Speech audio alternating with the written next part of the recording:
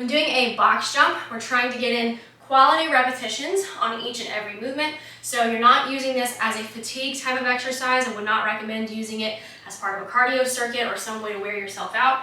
Instead, we're trying to make sure that you're exploding off of the ground, getting the knees up, landing solidly on top of the box. And the more fatigue that you get, the higher risk you run for injuring yourself by tripping or landing incorrectly, buckling the knees in, all that kind of stuff. So make sure you can do a regular squat jump first.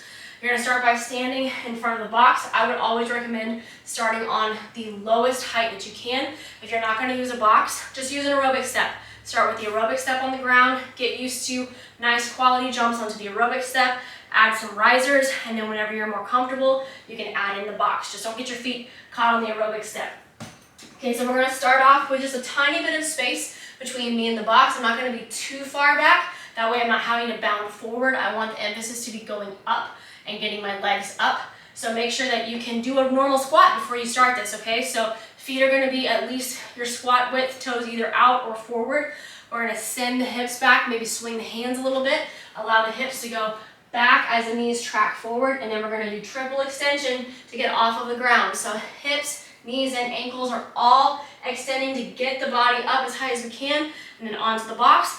It is okay to shoot for a really high jump and only have a small box. It's better to clear the box rather than trip over it, okay? So if you start to notice throughout your repetitions that you're not getting as much height or you're not getting your legs up as high, it's probably good to go ahead and cease the set. Sometimes at first that'll be 5 or 7 repetitions in, that's okay.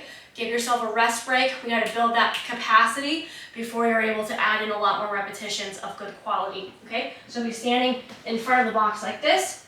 Feet are about a shoulder width wide. We're sending the hips back, tracking the knees forward. Hands are gonna swing back. We're gonna triple extend up. So jumping up and landing on the box. Now with a box jump, you'll likely land with feet flat. You probably won't be able to have a nice dainty landing like you would with a squat jump where you're landing on the balls of the feet. That's okay. Just make sure those feet are nice and flat and secured on that box. Make sure you have a box that you trust before you jump on top of it. And then once again, when you finish in this position, just step yourself down at first. If you're more advanced, if you want to jump off, that's fine. But always think safety first, and then you can add in fancy stuff after that.